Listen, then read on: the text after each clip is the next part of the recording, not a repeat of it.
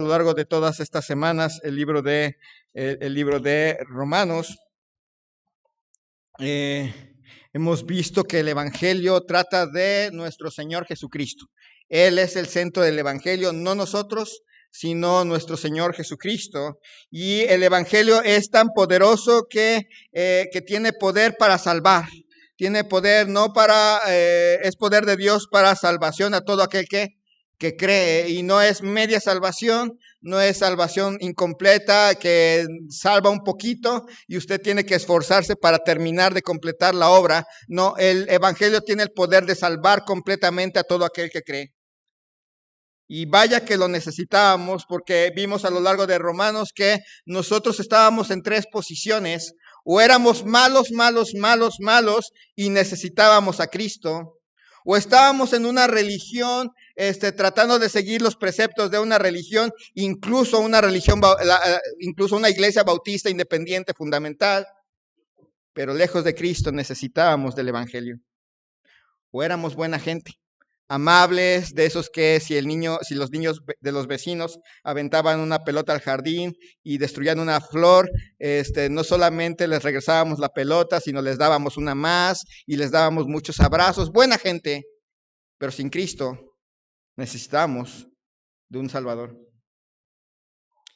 Y luego avanzamos en el libro de Romanos para decirnos que definitivamente lejos del Salvador necesitábamos la salvación por gracia, la justificación por gracia. Por más esfuerzos que hiciéramos, tal vez alguien dijera, pues voy a obedecer los 10 mandamientos. Bueno, le va a faltar siempre uno por lo menos. Bueno, no puedo los 10, por lo menos 2. Amar a tu prójimo con todo, amar a Dios con todo tu corazón, con toda tu mente, con todas tus fuerzas, con todo tu ser. Y a tu prójimo como a ti mismo, pero ya ves cómo son los prójimos.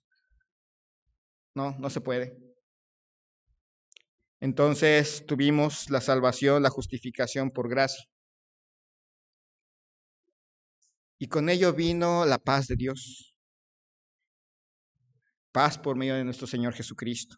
Con ello vino la oportunidad de poder presentar nuestros miembros a Dios como instrumentos de justicia. Con ello pudimos entender que aunque a veces fracasamos, damos gracias a Dios que por medio de Jesucristo nos libra de la carne, del poder de la carne.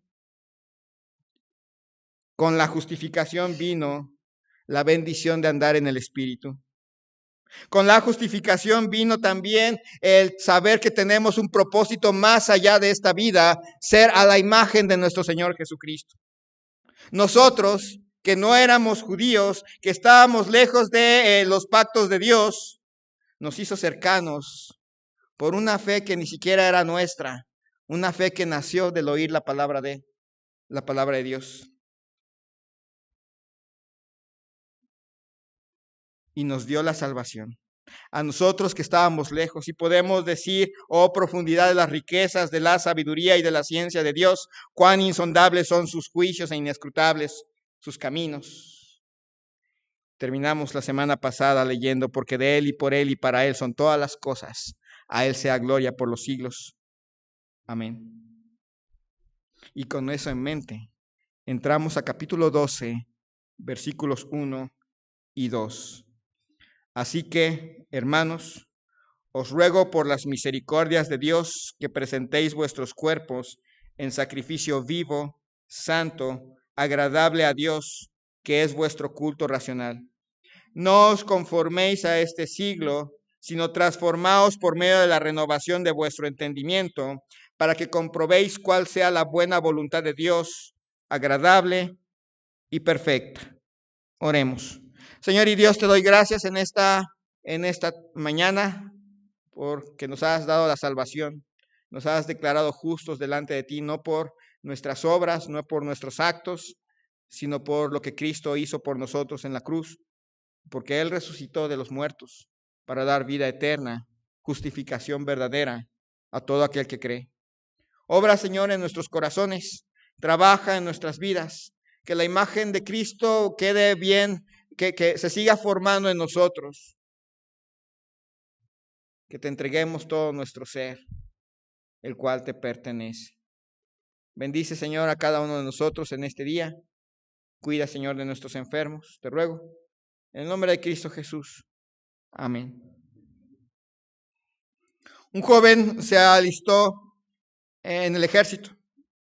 Y el primer día su capitán le dijo: aquí ya no eres quien eras allá afuera. Aquí piensas, hablas y actúas como un soldado. Te vamos a formar desde cero.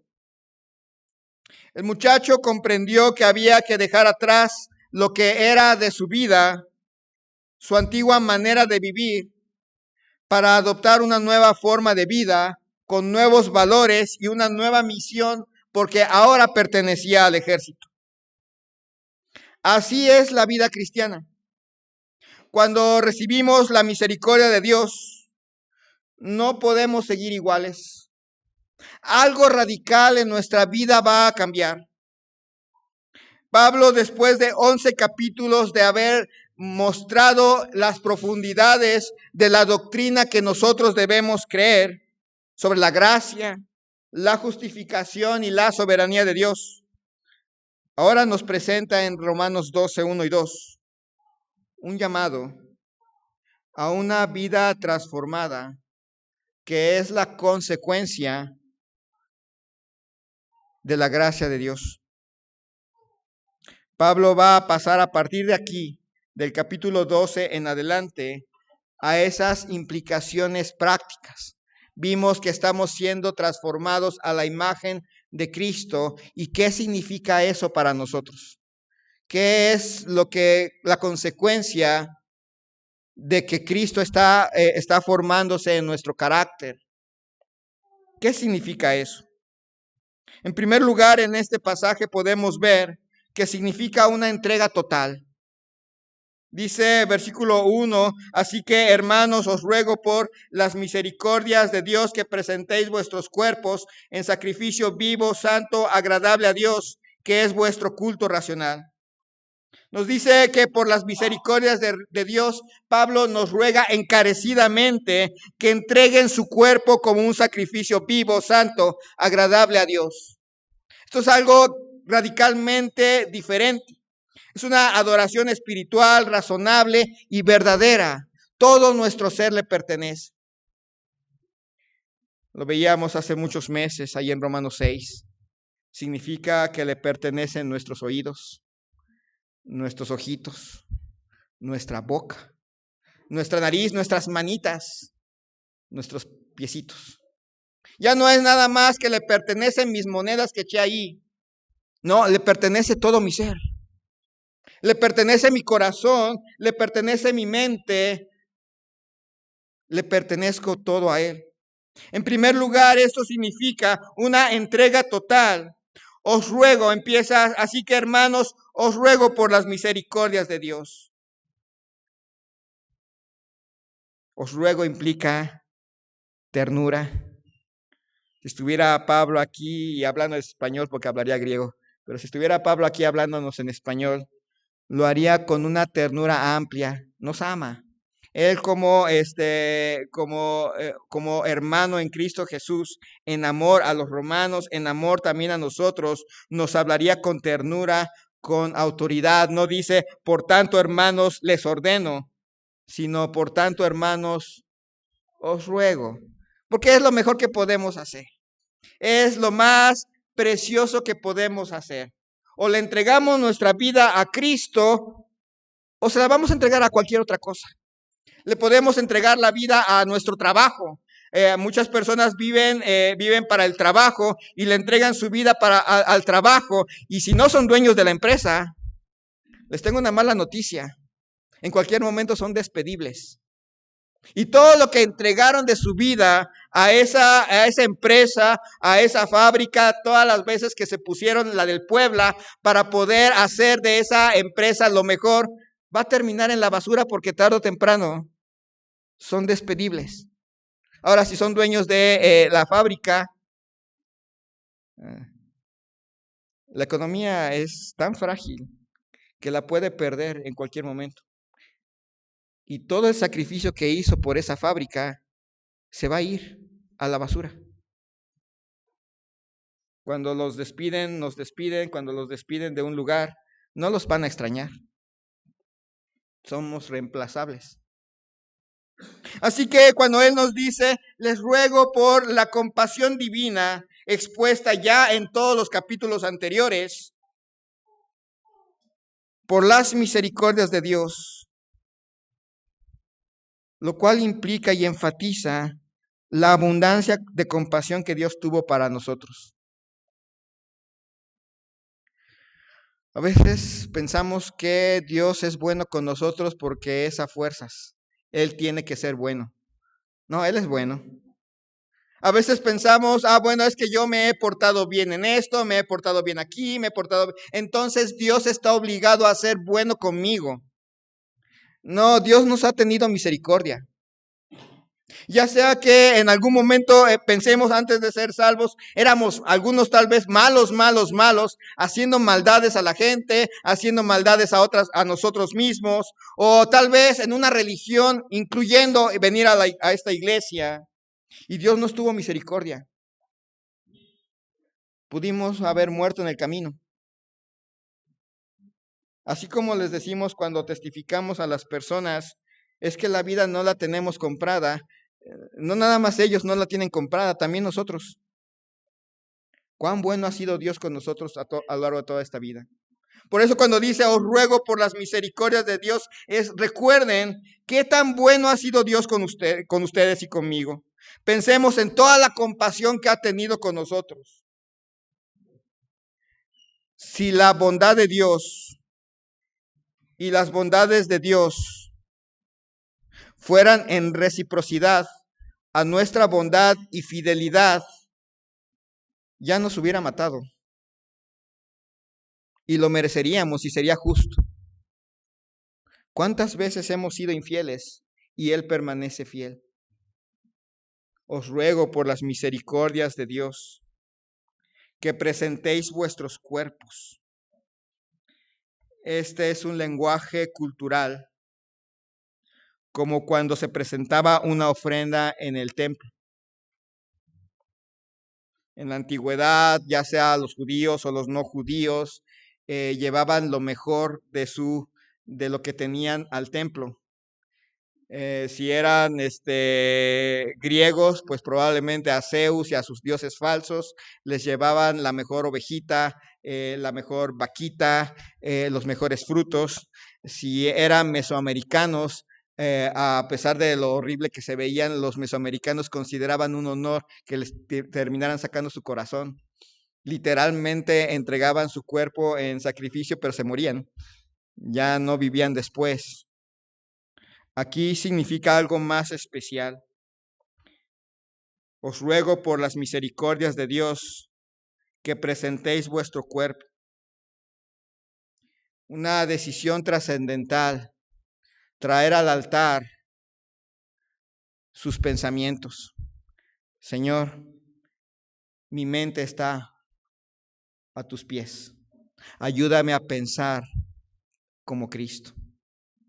Es traer a Dios mis emociones. Llegar ante nuestro Señor y decir, aquí está mis emociones, ayúdame a amar como tú amas, ayúdame a ser alegre como tú quieres, ayúdame a enojarme de una manera correcta y rendir ese enojo finalmente ante ti. Mis emociones están a tus pies. A veces queremos entregarle nada más esa ofrenda. Me siento satisfecho porque di monedas. Me siento satisfecho porque di tiempo, 2 horas de mi día, de mi semana. No recuerdo cuántas horas tiene la semana, pero 2 horas para Dios y estoy satisfecho. El resultado de lo que Dios ha hecho por nosotros nos debería de llevar a rendirle todo nuestro tiempo. Todos mis días son para ti. Todas mis acciones físicas te las dedico a ti. Mi trabajo te lo dedico a ti. Mi tiempo en familia te lo dedico a ti. Y eso no significa que aquí tiene que estar en la iglesia todo el día. No quiere decir que ahora hago mi trabajo para honrarte y glorificarte. Lo que gasto, lo gasto en tu nombre. lo gasto por ti. Que presentéis vuestros cuerpos en sacrificio vivo. Es una paradoja que contrasta con los sacrificios muertos del Antiguo Testamento. Sacrificio vivo es que es completo, que piensa, siente, habla y actúa lo que Dios quiere. Es una entrega total. Así como Cristo se entregó totalmente por nosotros, la respuesta es, Señor, tómame. Soy tuyo en todo, en cada aspecto de la vida, Señor. Os ruego por las misericordias de Dios que presentéis vuestros cuerpos en sacrificio vivo, santo, agradable a Dios. Una vida consagrada, una vida aceptada por Dios en Cristo Jesús. Una vida que piensa que cada aspecto del ser es dedicado al Señor. A veces tenemos esa fea costumbre de dividir mi vida social de mi vida, académica o de mi vida en el trabajo o de mi vida familiar, y tenemos como que muchos compartimentos de vida y algunos sí se relacionan con otros, otros definitivamente los dejo afuera. Mi vida social y divertida queda fuera de mi vida espiritual. Aquí es un llamado a que todo es para el Señor. Mi vida social, mi vida académica, mi vida laboral, mi vida familiar, toda, Señor, te la traigo al altar, es tuya, es para ti. Y note, es para Dios, no es para la iglesia, un pastor o algo así, no, es para Cristo. Os ruego, por las misericordias de Dios, que presentéis vuestro cuerpo en sacrificio vivo, santo, agradable a Dios, que es vuestro culto racional. Es la adoración espiritual, la adoración lógica. Conecta la fe con el entendimiento. Es bonito, es interesante tal vez emocionarse. Y cuando uno se emociona, uno toma decisiones que no piensa. El llamado aquí no es a dejar la mente por allá y a actuar en emoción. El llamado aquí es, Señor, aquí están mis pensamientos, también son tuyos. El creyente no trae un cordero al altar. Hoy en día ya no necesitamos corderos, hoy en día ya no necesitamos avecillas, hoy en día ya no necesitamos esas cosas. El creyente se ofrece a sí mismo. Señor, aquí está mi todo. Haz de mí lo que tú quieras. Un sacrificio vivo implica una vida entera rendida a Dios. No nada más rendimos un pedacito de mi vida, rendimos un total de la vida. Eso es un sacrificio vivo. Si Cristo ya le ha dado la justificación delante de él, le ha dado vida eterna, le ha dado un propósito de vida, le ha traído a sí mismo, aunque usted era como todos nosotros pecadores, si ha saboreado el amor de Dios que muestra para con nosotros. No hay sacrificio que realmente cubra todo eso. ¿Está usted viviendo como alguien completamente entregado al Señor? ¿O solo le entrega a Dios los sobrantes? Tiene toda, y yo entiendo, no es estar aquí todos los días en la iglesia, pero tiene muchas horas en la semana. ¿A qué las dedica? Se levanta en la mañana y, Señor, bendice mis planes porque tengo que hacer esto y esto y esto. Oh, Señor, aquí está mi vida. Que a lo largo del día viva para la mayor gloria tuya. Que mis palabras te honren. Que mis pensamientos te honren. Que lo que hago con mi cuerpo te honre. Que lo que hago con el dinero que tú me das te honre. Había un misionero que se llamaba Stott, era millonario, Lo vimos en las escuelitas bíblicas pasadas con los niños, era famoso jugador de cricket. Pero al conocer a Cristo, lo dejó todo para predicar en África y en China. Y decía, si Jesucristo es Dios y Jesucristo murió por mí, entonces no hay sacrificio demasiado grande que yo pueda hacer por Él. Y aunque no nos llama a todos a ser misioneros, sí nos llama a todos a entregarle nuestra vida a Él, para que brille Cristo en donde quiera que estemos, en donde quiera que vivamos. Hemos sido declarados justos delante de Dios. Cristo es nuestro Señor. Vengamos al altar diario a refrendar que somos totalmente del Señor.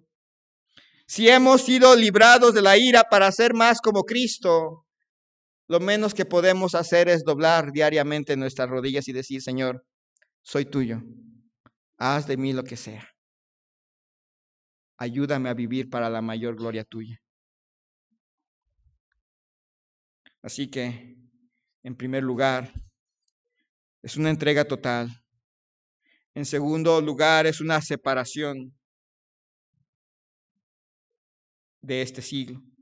Dice el versículo 2, no os conforméis a este siglo. Literalmente es, no se conformen a este mundo, no imiten sus conductas, no imiten sus costumbres.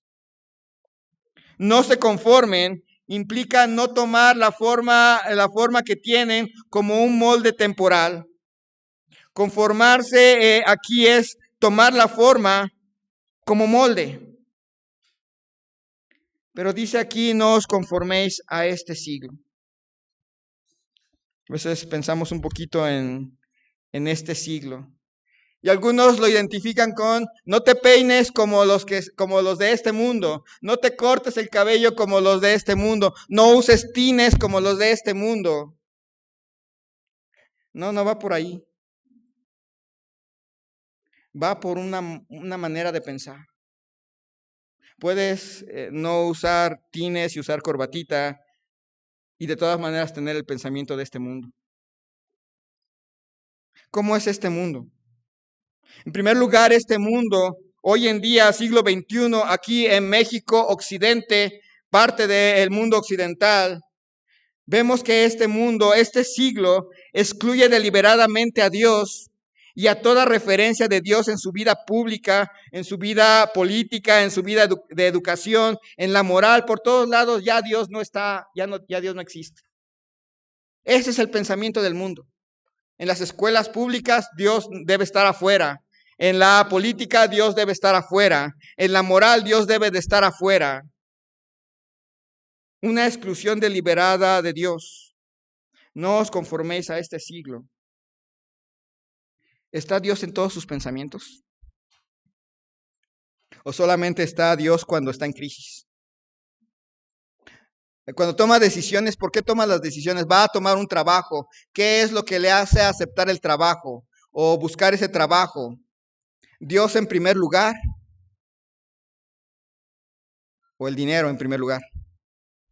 ¿O la comodidad de la familia en primer lugar? No os conforméis a este siglo, y este siglo excluye deliberadamente a Dios. Este siglo, la gente de este siglo cree que no hay verdades morales absolutas. Ellos insisten en que no hay una verdad absoluta, que no hay verdades que son claramente enseñadas y que no importa si vivimos en Rusia o en México o en Argentina, son la verdad delante de Dios. Este mundo dice, no hay verdades absolutas. Cada quien tiene que definir lo que es correcto. No, la Biblia ya marca el paso. Ahí está la verdad absoluta. Es cierto, hay muchas maneras, mucha gente interpretándola de diferentes formas, pero ahí está la verdad absoluta. No se conforme a este siglo. Este siglo cree que no hay verdades absolutas. Este siglo cree que el hombre es la medida de todas las cosas. Se exalta al hombre y se prescinde de Dios para entender el mundo. El hombre está en el centro. Inclusive vimos que a veces hasta en el cristianismo se cuela y el evangelio deja de ser alrededor de Cristo y pasa a ser alrededor del hombre. Dios te quiere salvar para llevarte al cielo. Dios te quiere salvar para bendecirte. Dios te quiere salvar para darte éxito. Ese no es el evangelio de Dios. El evangelio de Dios no está centrado en nosotros, está centrado en Cristo. No os conforméis a este siglo. El individualismo radical.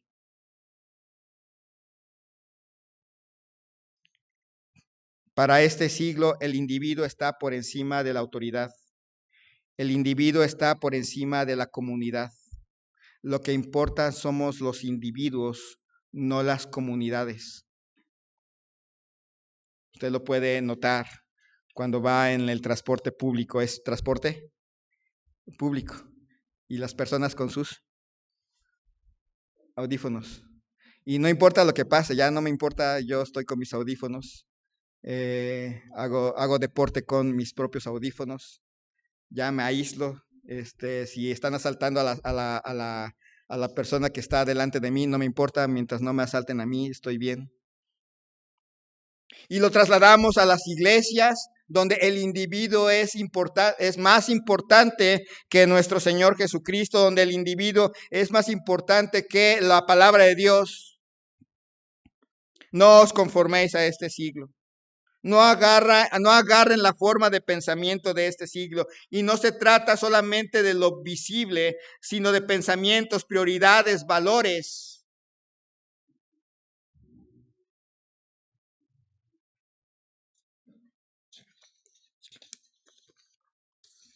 Hoy en día es más común que agarremos la forma del mundo. Y cuando hablamos de agarrar la forma del mundo, ya les he mencionado, y la Biblia es bastante clara, habla de pensamientos, la forma de pensar. Inclusive ya veríamos en otra ocasión que hasta la manera de elegir nuestra ropa implica nuestra manera de pensar. No es lo más importante, pero nace de una manera de pensar. No os conforméis a este siglo. Indica una presión extrema para adoptar los valores de este mundo caído. Si usted se fija, pasa una hora escuchando la palabra de Dios. Si no llegó a escuela dominical, pasa una hora escuchando la palabra de Dios. Si ya no va a venir a los otros servicios, ahora piense cuánto tiempo pasa usted oyendo las noticias.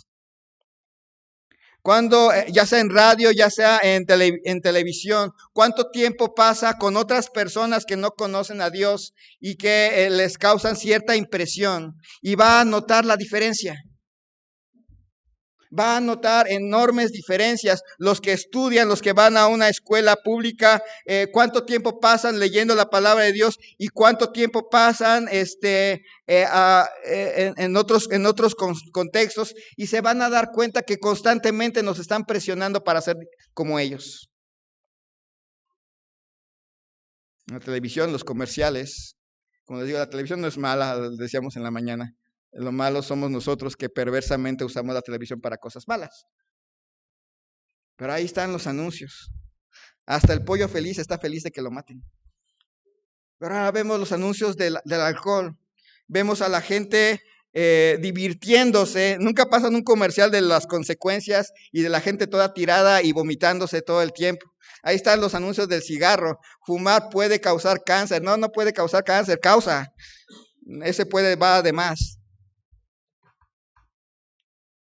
Y bombardeados todo el tiempo, al grado que finalmente terminamos adoptando algunos de esos pensamientos sutilmente. Ya no leemos tanto la palabra de Dios porque no la consideramos una verdad absoluta. Pues es que una cosa es la teoría y otra cosa es la práctica. La Biblia dice esto, pero en la práctica pasa. No es así.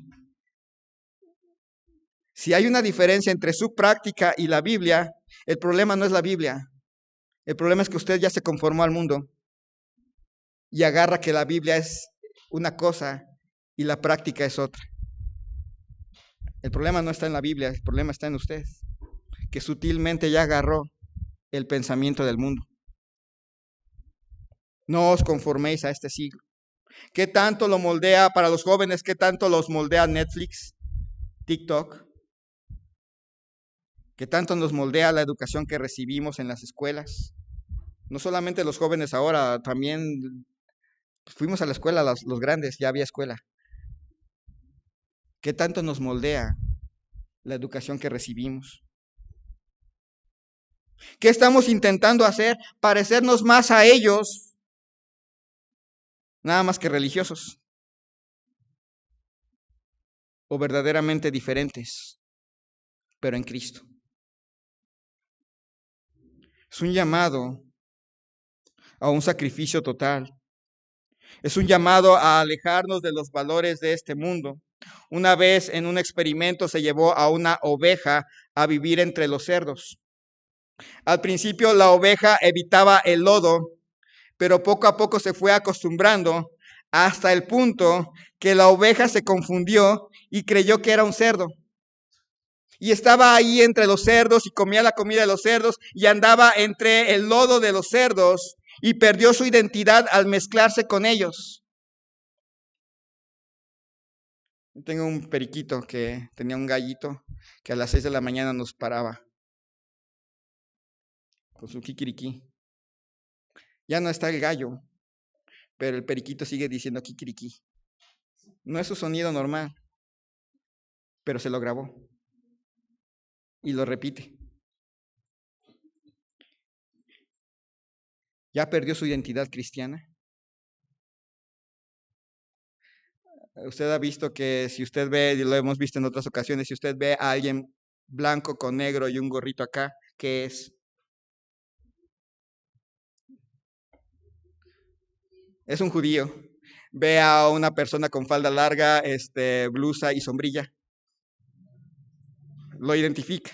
Ve a un morenito y un blanco con camisa blanca, pantalón negro, ¿qué son?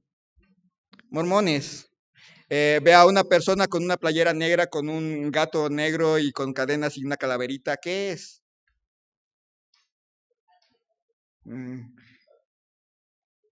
Hasta alguien de playera amarilla y alguien de playera blanca con rojo. Pero a nosotros nos distingue algo. O estamos tan revueltos que la gente dice, pues no podría decir ahí va un cristiano, sino ahí va alguien. Hemos sido declarados justos delante de Dios. Cristo es nuestro Señor. Vengamos al altar diario a refrendar que somos de Él. Vengamos al altar diario a rogar su ayuda para agarrar la forma de Cristo. Eso es a lo que nos ha llamado, a lo que Dios nos ha predestinado, a ser más como Cristo, no a ser más como este siglo. Y cuando hablamos de este siglo, como les digo, no se trata de ropa, no se trata de lugares a donde ir, sino cosas que pensamos. Las maneras de pensar del mundo que nos van a llevar a elegir ropa y nos van a llevar a elegir un montón de cosas.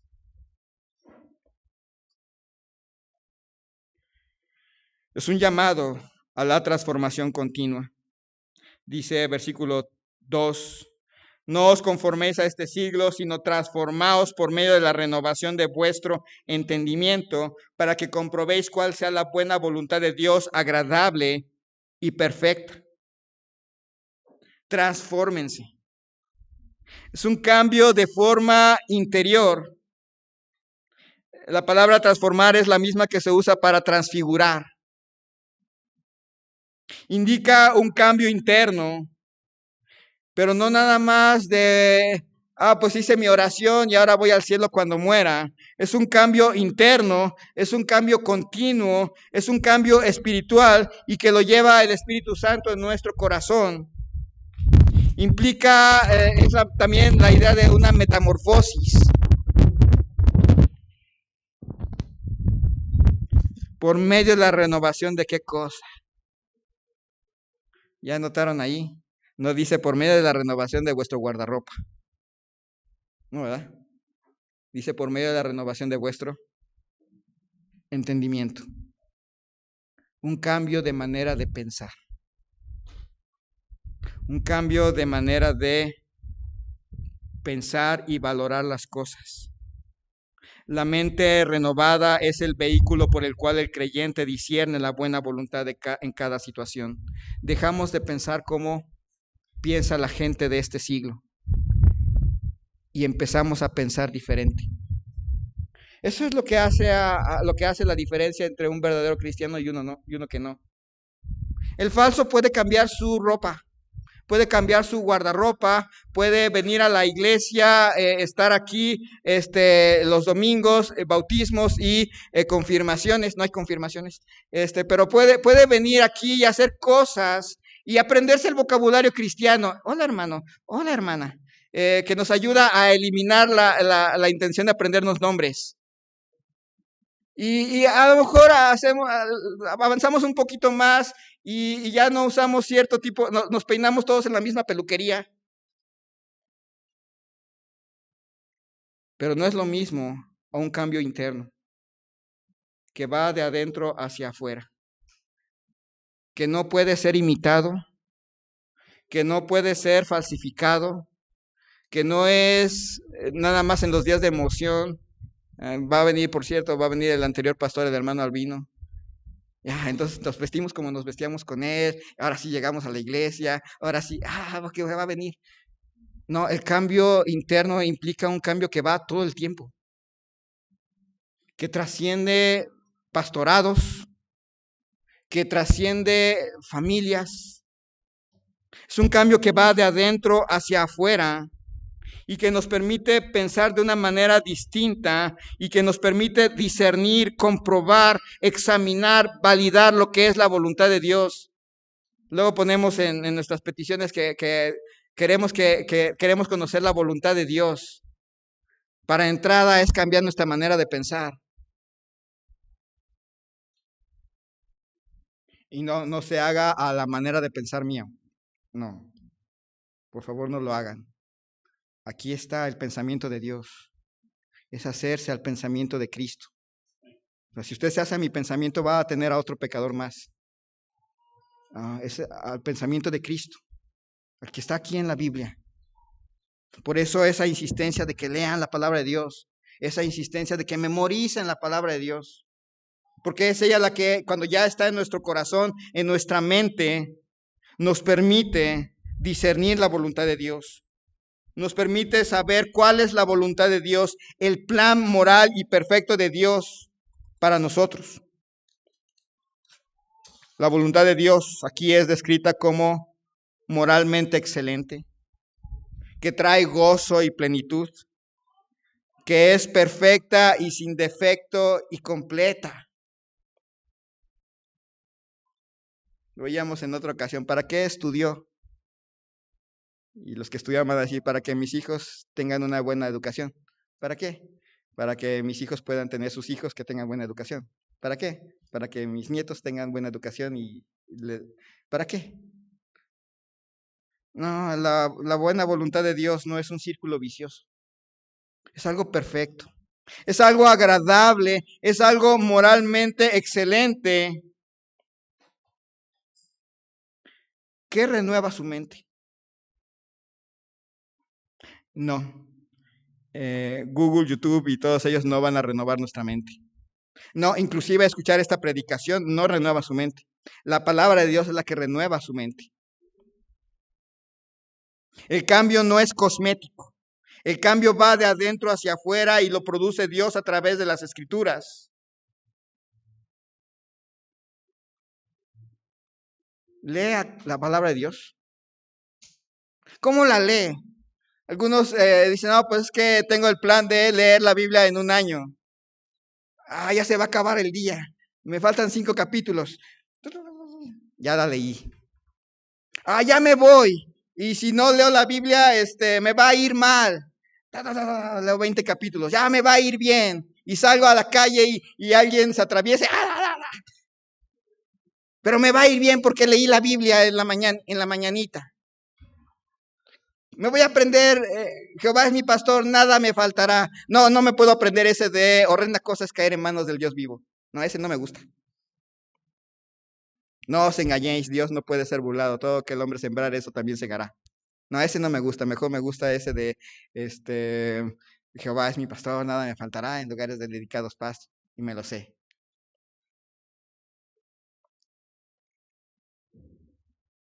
¿Cómo renueva su mente? Si usted no renueva, si usted no pasa tiempo en las escrituras, en verdad, el mundo no lo va no lo va a renovar, lo va a moldar a su forma. Y va a estar pensando que la iglesia es un club social o un partido político o algo similar, o el centro de negocios.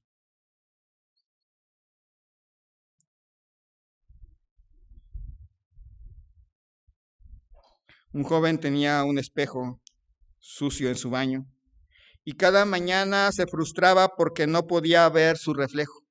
Estaba el espejo, pero se veía todo feo. Y un día decidió limpiar el espejo y se pudo ver. Descubrió que no era el espejo, pero bueno, ya se pudo ver. Así es nuestra mente. Si no está limpia con la palabra de Dios, no podemos ver la voluntad de Dios. Si no miramos al espejo de la palabra de Dios y miramos los pensamientos de Dios en su palabra, nunca vamos a entender la voluntad de Dios. Vamos a querer que Dios bendiga nuestros planes y nuestras maneras de hacer las cosas, nuestros tiempos y nuestras formas, pero Dios no bendice eso. Su voluntad está bendita de por sí. Hemos sido declarados justos delante de Dios. Cristo es nuestro Señor. Es buen momento para empezar a refrendar diariamente que somos del Señor. Rogar al Señor que nos ayude a agarrar la forma de Cristo, el pensamiento de Cristo plasmado en su palabra, no el pensamiento de este mundo, que claramente es rebelde a Dios. Es buen momento para llegar al altar diario a rogar que nos transforme en nuestra mente para poder realmente discernir la voluntad de Dios, que es buena, agradable y perfecta. La vida cristiana no se trata solamente de creer correctamente, también de vivir diferente. Hoy está dispuesto a presentarse en sacrificio vivo. Está listo para dejar de imitar el pensamiento del mundo y ser transformado por su palabra. Vamos a orar.